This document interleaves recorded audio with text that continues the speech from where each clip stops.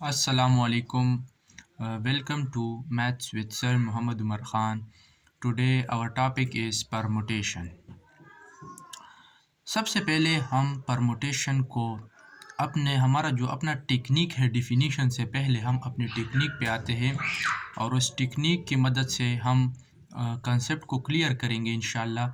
तो जो हमारा टॉपिक है परमुटेशन, सबसे पहले हम देखेंगे कि परमुटेशन क्या चीज़ है। हम परमुटेशन में डीप नहीं जाएंगे, लेकिन अपने लिए कंसेप्ट अपना टेक्निक हम इस्तेमाल करेंगे इस पे कि जो परमुटेशन है वो क्या चीज़ है। परमुटेशन हमारे पास एक अरेंजमेंट ऑफ नंबर है। Arrangement of number. अब अरेंजमेंट ऑफ नंबर हम किसे कह सकते हैं? फॉर एग्ज़ाम्पल, अगर हम यहाँ पर आ जाए तो मेरे पास अगर यहाँ पर एक सीट 1 है और यहाँ पर एक सीट 2 है और दो बंदे हैं यानी ए और बी, और आपको मैं कह दूं कि यार इस दो नंबर का अरेंजमेंट करना है, तो ए यहाँ पर हम एक वो पॉसिबिलिटीज़ है कि ए को यहाँ पर करे और बी को यहाँ पर कर दे, तो ये एक हमारे पास अरेंजमेंट हो गई 2 सीट्स की। और हम अगर दूसरी अरेंजमेंट इस तरह भी कर सकते हैं कि ये हमारे पास सीट 1 है और ये हमारे पास सीट 2 है, और मैं आपको कह दूं कि यहाँ पर बी को बिठा देते हैं और यहाँ पर ए को बिठा देते हैं। सो ये एक अरेंजमेंट हो गया।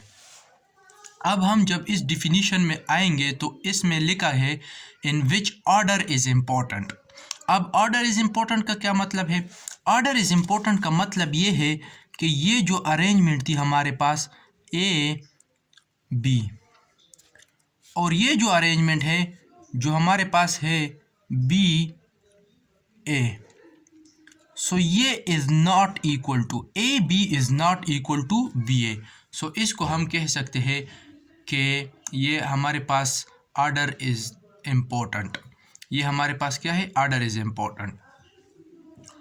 अब हम आएंगे परमुटेशन में। हम अपने कोर्स के मुताबिक, ये तो हमारे पास परमुटेशन का एक कंसेप्ट था कि देखो अरेंजमेंट ऑफ नंबर है लेकिन ऑर्डर इज़ इम्पोर्टेंट। ये हमारे पास सिंपली मल्टीप्लिकेशन नहीं है, ये हमारे पास एक अरेंजमेंट है।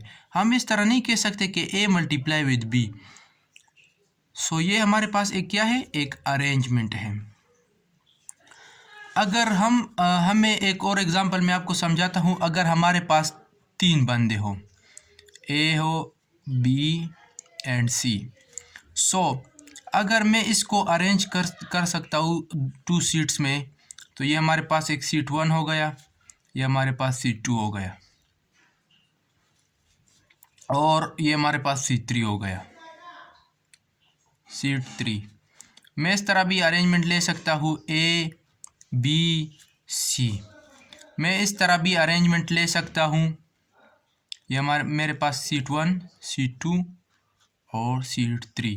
मैं इस तरह भी ले सकता हूँ ए सी बी। मैं इस तरह भी लिख सकता हूँ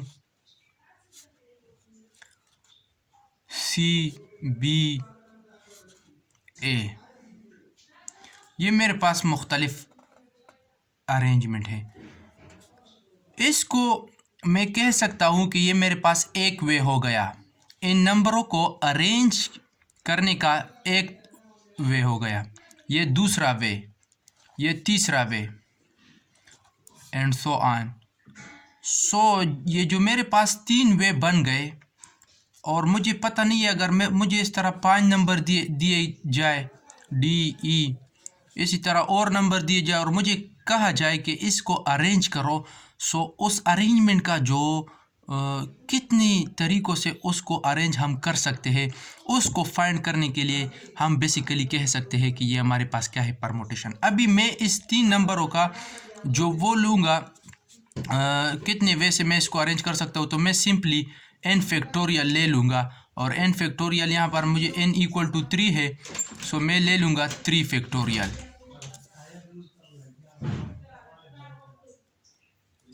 और ये हमारे पास हो गए 3 मल्टीप्लाई 2 मल्टीप्लाई 1। सो इससे हमारे पास आंसर 6 आ जाएगा।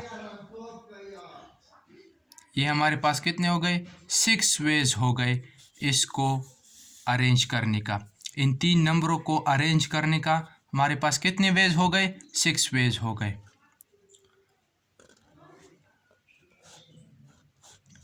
इन 3 नंबरों का।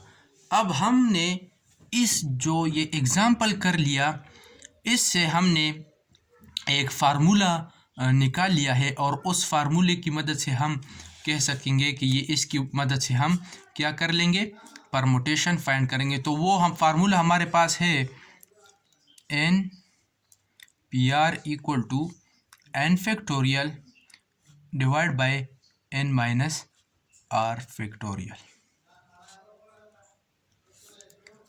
तो ये हमारे पास एक परमुटेशन का फार्मूला हो गया। इसी फार्मूले की मदद से हम एक्सरसाइज 6.2 में क्वेश्चन भी सॉल्व करेंगे और उसको फिर आगे लेकर जाएंगे। So this is today, it is enough